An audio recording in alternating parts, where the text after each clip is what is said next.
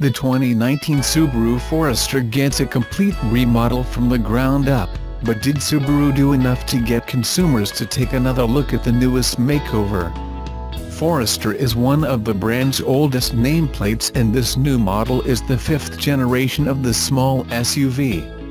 One look at the outside says no, because the 2019 Forester exterior design changes aren't extreme. Forester was the #1 selling vehicle in the Subaru of America stable, but for the last 2 years, it's been second to the Outback wagon.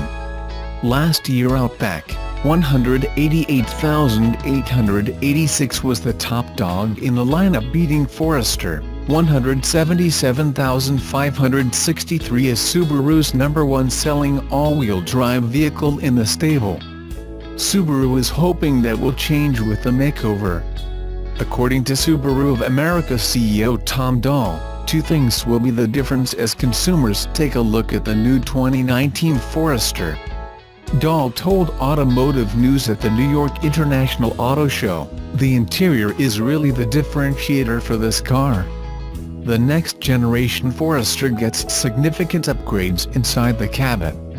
It gets new seats up front. All Foresters except the base standard trim come with an 8-inch touchscreen infotainment system, a new electronic parking brake frees up console space, new materials inside, and the SUV will be more spacious overall, with rear seat legroom growing by 1.4 inches. The cabin will also be quieter, thanks to the new Subaru global platform Forester now rides on. Subaru calls their top-of-the-line touring trim the most luxurious Forester ever. It comes with a rich brown interior, 10-way power driver's seat, an 8-way power front passenger seat, heated rear seats and a heated steering wheel. All models will come with a wider rear liftgate opening, plus 5.3-inch for easier loading of cargo. Dahl says the safety factor will also be a big draw for consumers as they rediscover Forester.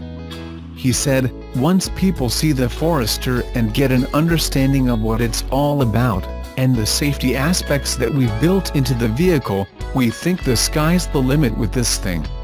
2019 Albanian Lex Subaru Forester trims will now come standard with EyeSight driver assist safety technology. The small SUV will also be the only model in the lineup available with their new driver monitoring system called Driver Focus, aimed at preventing accidents. The all-new 2019 Subaru Forester will make its dealer launch later this fall, and it comes with a new Subaru global platform, making it roomier inside, and it will also come with improved driving dynamics and a more fuel-efficient direct-injection 2.5-liter boxer engine. Subaru says the newly remodeled interior and added safety features will be the reasons why consumers will rediscover the Forester nameplate.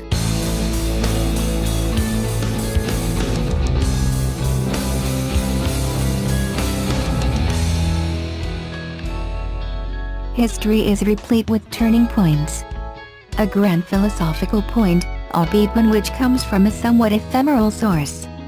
Not one of the great academic nor political minds of the age, but a line spoken by an actor in a film. By Leonard Nimoy, in fact, in his iconic role as Mr. Spock in Star Trek. Ephemeral, perhaps, but as so often with both Nimoy and Spock, really rather wise. We're looking for a historical turning point right now, or as Nissan Ireland's chief executive, James McCarthy, puts it, an inflection point.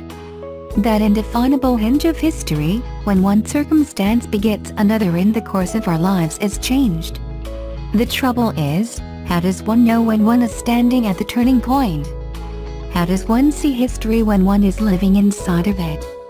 One always assumes that the great women and men of history, Peirce, Markievicz, Churchill, Eisenhower, Parks, Bell Brunel, knew how significant their greatest days were.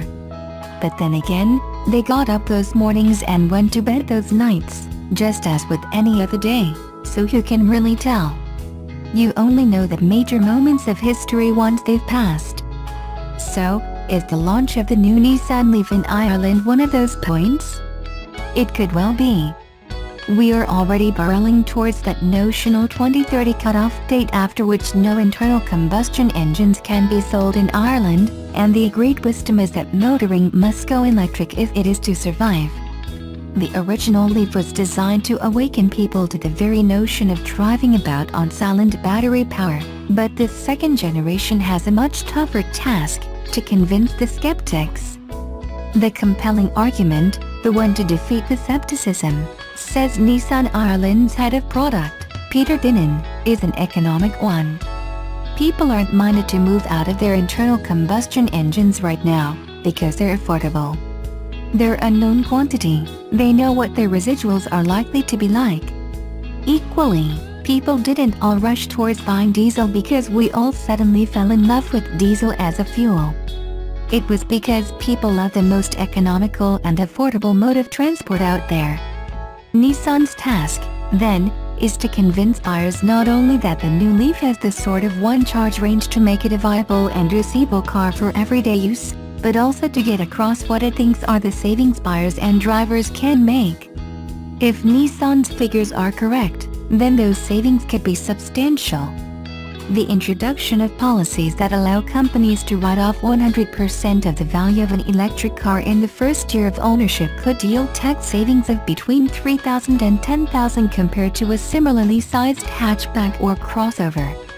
Someone getting a new Leaf as a company car, thanks to the new benefit in kind rules, could be better off to the tune of $4,368. Meanwhile, a private buyer, just taking into account the cost of fuel and motor tax, could be as much as $1,400 better off in year one of Leaf ownership. Of course, these are Nissan's numbers, and there's a pinch of salt for everyone in the audience. There are also some very Rumsfeld-esque known unknowns and unknown unknowns in all of this. Such as how big a break on sales the public charging network will be when more and more people are trying to use it. Then there's the question of what the government does when someone at the Department of Finance wakes up and realizes that electric cars, assuming we get the now expected 500,000 electric cars on the road by 2030, are eating deeply into the $1 billion or so that the Exchequer currently gets from VRT, motor tax and fuel duty. Perhaps unknowns might be a better phrase. Still, one has to start somewhere, and the new Leaf is, in and of itself, a really impressive car. It's far more normal in its styling than the outgoing model, which is probably a good thing when it has to convince conservative Irish buyers that it's going to be their next car, but it's hardly the most exciting car to look at. Ditto the interior, which is fine but a touch ordinary. It is well built and pretty comfy, though, although the driving position would be better if the steering wheel were reach adjustable. What's really good about the new Leaf, though, is the way it drives. It's just so smooth and quiet, you'd call it oleaginous if there were actually any oil involved. The ride quality is on the firm side, but only very rarely intrusive, and the lack of wind, road, tire, and, of course, engine noise is hugely impressive. It's a very relaxing car to drive, thanks to all this quietness, but also rather a lot more invigorating thanks to sharper steering and the proper kick from the 150 bhp electric motor. You can even, hooligan style, spin up the front wheels under sharp acceleration. Of rather more import to more buyers, the e-pedal, which brakes the car firmly with both regenerative charging and the physical disc brakes when you lift off the accelerator, makes it something of a doddle to drive. And range? Well, we grabbed the keys to our test car with 74% charge in the batteries, and took it for a very brisk drive around the Wicklow Mountains, on roads arguably not best suited to an electric car, driving in a style specifically intended to put the battery under stress and wipe out range. After which, we dropped it back with 40% battery remaining. The distance to recharge readout seems to be a touch indecisive at times, but overall we reckon that in mixed driving, 200 to 250 kilometers should be easily achieved, even with some motorway miles involved. That's right in line with Nissan's claim of 270 kilometers. It's already proving successful. Irish orders currently stand at some 200. with the first cars only arriving in dealers now. The old Leaf's best year for sales was 400, and Nissan Ireland expects to pass that figure by the end of April. In a full sales year it could potentially do better than 2,000 sales a year. Its residual values are looking up too. Second-hand values of the old model have been up and down more times than West Bromwich Albion, but are rising fast now, especially thanks to the fact that UK values are going up as buyers seek a cheap-to-run second car, and move away from diesel and, indeed, petrol. Those hardening UK values are having an effect on the supply of used imported Leafs, which is having a knock-on with Irish values. Is it enough to make the new Leaf a true historical hinge point? Have we crossed an electric car Rubicon? Sadly, my only answer is that those living through history can rarely accurately assess its significance. This could well be the turning point, but if we want to get to that electric future, perhaps it's best to quote that other great cinematic philosopher, Dory the fish just keep swimming, just keep swimming.